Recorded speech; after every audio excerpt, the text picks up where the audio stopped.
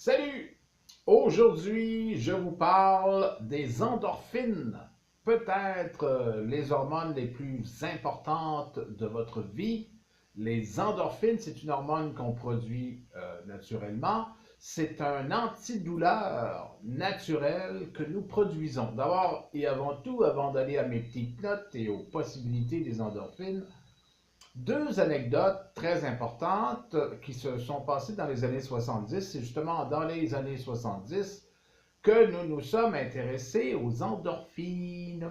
D'abord, la première est à Los Angeles. C'est un journaliste à qui on a diagnostiqué un cancer, phase terminale. Il vous reste 6 mois à vivre et le monsieur en question s'est dit, mais tant qu'à mourir, au moins on va avoir du plaisir dans les derniers mois de vie. Alors, il s'est acheté des films, à l'époque c'était du Super 8, comique pour rire, un petit peu de vino ici, rencontrer des amis, bref, du plaisir. Et après 4 mois, il se sentait beaucoup mieux. Alors, retourne voir le médecin qui l'avait condamné et finalement, ils se sont rendus compte que son cancer avait fortement régressé et par la suite, il a complètement disparu et c'est lui qui a fondé la médecine holistique. Alors ça, c'est la première anecdote. En même temps, pendant 10 ans, les Suédois ont fait une méga étude sur qu'est-ce qui nous tue. Alors, c'était, si je me souviens bien, 10 000 personnes sur 10 ans. C'est une méga étude pour savoir, bon, les fumeurs, ceux qui mangent mal, ceux qui boivent trop, etc. Et finalement, le résultat a été complètement surprenant. Alors, ce n'est pas les végétaliens ou les gens qui faisaient du jogging avec tous les jours qui ont vécu en santé le plus longtemps, ce sont ceux qui ont eu le plus de plaisir. Et là-dedans, il y avait les fumeurs invétérés, il y avait des gens qui vivaient, qui brûlaient la chandelle par les deux bouts, mais qui s'en sont mieux sortis que bien des sportifs. Et c'est là, je vais dire nous, là, j'étais pas là.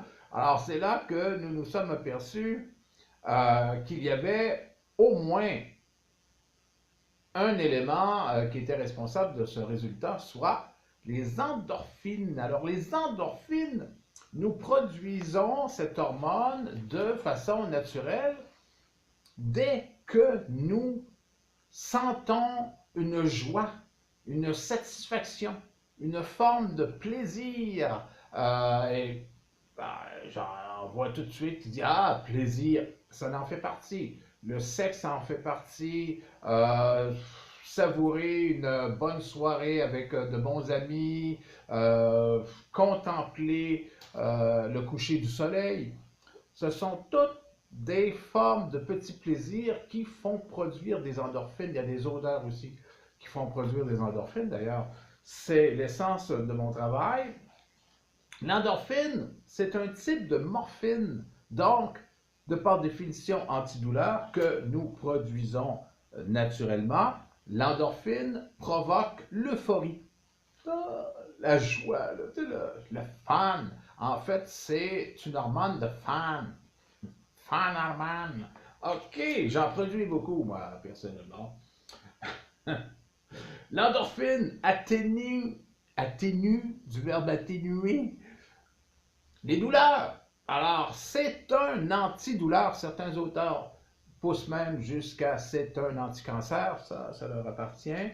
On va commencer par la douleur avant de se rendre jusqu'au cancer. Ça l'atténue le stress aussi et les symptômes de dépression. Bref, c'est le plaisir constructif dans son sens large.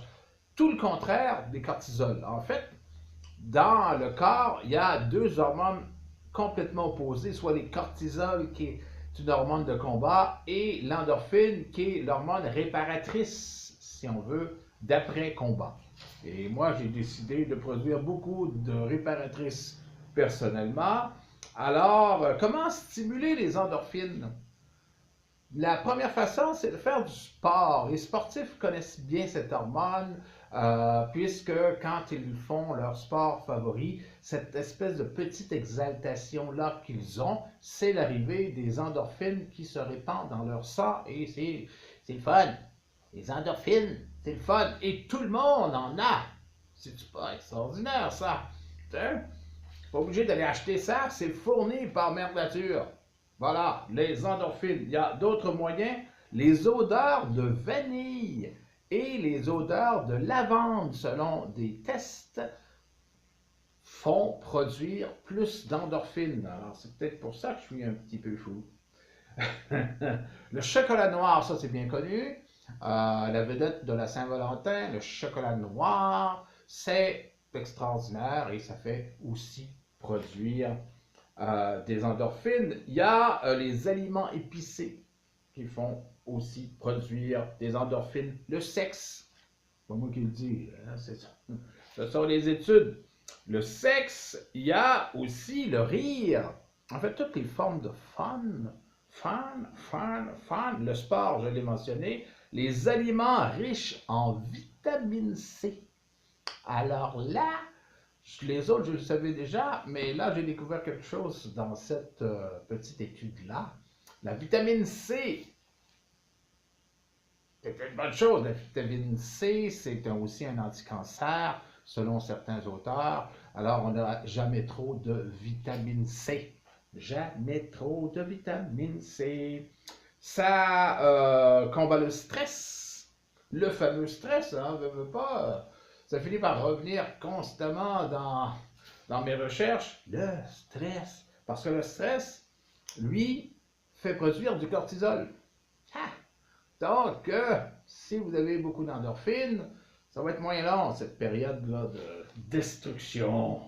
Aussi, c'est au service du cœur. Alors là, il y a tout un chapitre. J'ai été obligé de conciser ça, de synthétiser ça parce que j'avais une capsule de 15 minutes. Mais vous pourrez toujours aller approfondir sur Internet, car il y a énormément d'excellents textes sur les endorphines. Alors, au service du cœur, qu'est-ce qu'on entend par là? C'est que ça combat l'hypertension, ça combat le diabète, ça combat les maladies cardiovasculaires et le mauvais cholestérol. Donc, avoir du fun, c'est excellent pour la santé.